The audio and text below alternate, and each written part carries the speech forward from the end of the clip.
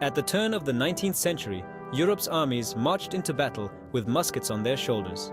These smoothbore firearms had ruled the battlefield for over a century. Their clouds of smoke, loud reports, and massed volleys were symbols of military power. But beneath the noise and spectacle, armies faced a pressing problem. The musket was becoming outdated. As conflicts like the Napoleonic Wars raged, military leaders needed new ways to gain an edge. The world was changing fast. Tactics, formations, and even the very idea of war were being challenged. New threats appeared on the battlefield, and old solutions no longer worked. Muskets, though simple and sturdy, failed to keep up with these demands. The need for innovation was clear.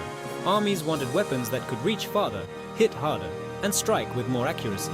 Soldiers in the field, especially light infantry and sharpshooters, needed to pick off enemies at a distance. The musket could not deliver this performance. Military thinkers began to look towards rifles, which had existed for centuries but remained rare in regular armies. The stage was set for a revolution in infantry firearms. Into this evolving landscape stepped the Patton 1800 infantry rifle, a design that would change the face of warfare and spark a new era of military technology. Early muskets, like the famous Brown Bess, were reliable and easy to load under pressure. Their smoothbore barrels, however, lacked accuracy. A musket ball fired at a distant enemy often strayed off course. At best, a musket had an effective range of 100 yards. Beyond that, it became little more than noisy intimidation. This inaccuracy forced armies to fight shoulder to shoulder in tight ranks, firing volleys in the hope that sheer numbers would hit the target.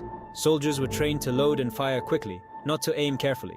This style of battle was deadly, but not precise. As a result, few soldiers could pick out individual enemies. Rifles, with their spiral-grooved barrels, offered hope. Their design spun the bullet, making it fly true over long distances. Yet rifles were slow to load, fragile, and expensive to produce. For decades, armies hesitated to adopt them widely. They saw rifles as specialist tools for hunters, scouts, or elite marksmen. However, the changing nature of warfare in the late 18th century put pressure on military planners. Skirmishers and sharpshooters, who needed to target officers and disrupt enemy formations, needed better weapons. The call grew for a rifle that could be made for army use, durable enough for campaign life, and accurate enough to make a difference on the battlefield. The Patton 1800 infantry rifle, also called the Baker rifle, emerged from this demand for a better weapon. In 1798, the British Army held trials to find a new rifle for its light infantry. Gunmaker Ezekiel Baker, a respected London gunsmith, submitted a design that impressed the military board. In 1800, the British Army officially adopted Baker's rifle as the Patton 1800 infantry rifle. This marked the first time a standard-issue rifle joined the ranks of the regular infantry.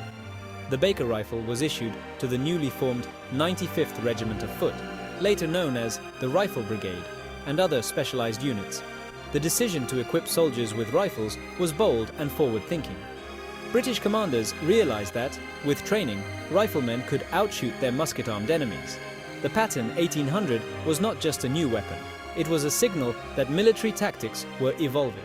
Soon, the rifle would see action in campaigns across Europe and the world.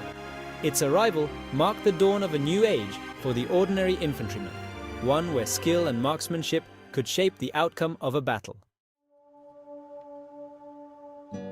The Patton 1800 infantry rifle stood out for its unique design. Its barrel measured about 30 inches, shorter than the typical musket, making it easier to handle in thick woods or rough terrain. Unlike the smoothbore muskets, the Baker rifle's barrel had 7 deep grooves, spiraling down its length. These grooves spun the bullet, giving it a stable and accurate flight. The Baker rifle fired a .625 caliber lead ball wrapped in a greased patch of leather or cloth to grip the rifling. This patch made loading slower, but it was the secret to the rifle's accuracy. Skilled riflemen could hit targets at 200 yards, sometimes even farther, a remarkable improvement over the musket's effective range. The lock mechanism was flintlock, a common system at the time. Soldiers primed the pan with fine powder, cocked the hammer, and hoped the flint would spark when the trigger was pulled. Though not perfect, this system was reliable enough for field use. The rifle also featured a sword bayonet, much longer than the musket's spike bayonet, giving riflemen a fighting chance in close combat. The Patton 1800's appearance was striking. a sturdy walnut stock, brass fittings, and a distinctive patch box in the butt. It looked and felt like a weapon built for serious soldiers. Each rifle was hand-finished, giving it a sense of craftsmanship that stood out in an age of mass production. Crafting the pattern. 1800 infantry rifle was, honestly, a skilled and labor-intensive process. Each rifle started as a solid piece of walnut, which craftsmen would shape into the stock completely by hand. The barrel, forged from quality iron, was then carefully bored and rifled. The grooves had to be cut with real precision, since even small errors could totally ruin accuracy. Brass was used for the trigger guard, butt plate, and patch box. Not only did this protect the wood, but it also gave the rifle its classic look. The lock mechanism was assembled from steel parts, with each one fitted and tested by experienced craftsmen. The flintlock system, in particular, required careful alignment to ensure reliable firing. Unlike muskets, which were churned out in large numbers, the Pattern 1800 demanded a lot of attention to detail. Each rifle could take days to finish. Ammunition was also specially made: lead balls, patches, and powder charges, all packed in small boxes for the rifleman's pouch. Production was centered in London and Birmingham, where master gunsmiths worked in small factories. Over the years, the British Army ordered thousands of Pattern 1800 rifles, relying on a network of contractors to meet demand. But despite all this effort, these rifles remained valuable and were issued mainly to elite troops. The Pattern 1800 infantry rifle first saw action during the Napoleonic Wars. It was issued to the 95th Rifles and the 60th, also known as the Royal American Regiment, who became famous as Green Jackets for their dark uniforms. These riflemen acted as skirmishers, scouts, and sharpshooters, moving ahead of the main army. Famous battles like the Battle of Corunna, the Peninsular War, and Waterloo really showcased the rifle's strengths. Riflemen harassed French columns, picked off officers, and disrupted enemy plans. Their accuracy often turned the tide in small actions, earning respect and, well, fear from both friend and foe alike. The rifle was also used in the War of 1812 and in colonial campaigns across the British Empire. Its reputation grew with every engagement. Other countries, impressed by its performance, began to experiment with similar designs for their own armies. While it was never as common as the musket, the Pattern 1800 left a mark on every battlefield it touched. Riflemen became legends. Their green jackets and deadly aim became symbols of a new kind of warfare.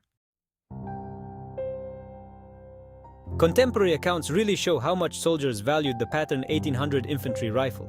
Riflemen spoke with pride about their marksmanship and the respect they earned from their comrades. One famous memoir by Rifleman Harris describes the thrill of outshooting enemy skirmishers and the strong bond formed among rifle companies. Some soldiers did find the rifle heavy and slow to load, especially compared to the musket. But most agreed that its accuracy was worth the extra effort. Training was demanding. Riflemen drilled for hours to master loading, aiming, and firing under pressure. Their skills set them apart and built a sense of elite identity. Commanders praised the rifle's battlefield impact. Reports from Waterloo and the Peninsular War mention how riflemen broke up enemy attacks and protected flanks. Even enemy officers noted the Green Devils, whose bullets seemed to find their mark from impossible distances. These stories, passed down through letters, diaries, and books, helped build the legend of the Pattern 1800. They show not just how the rifle worked, but what it really meant to those who carried it in war. Historians and weapon experts agree that the Pattern 1800 infantry rifle, honestly, changed military history. It proved that ordinary soldiers, given the right weapon and training, could act as marksmen, not just as members of a firing line. This inspired armies around the world to rethink infantry tactics and weapon design. The Baker rifle influenced later rifles, such as the Enfield and the American Springfield, by showing the value of rifling and accuracy. Its success paved the way for bolt-action rifles and even modern sniper systems. Museums today display Pattern 1800 rifles as treasures, and collectors pay high prices for original examples. Modern researchers still study the Baker rifle to understand its mechanics and impact. Experts like David Minshall and the Royal Armouries highlight its role in shaping the marksman's culture within the British Army.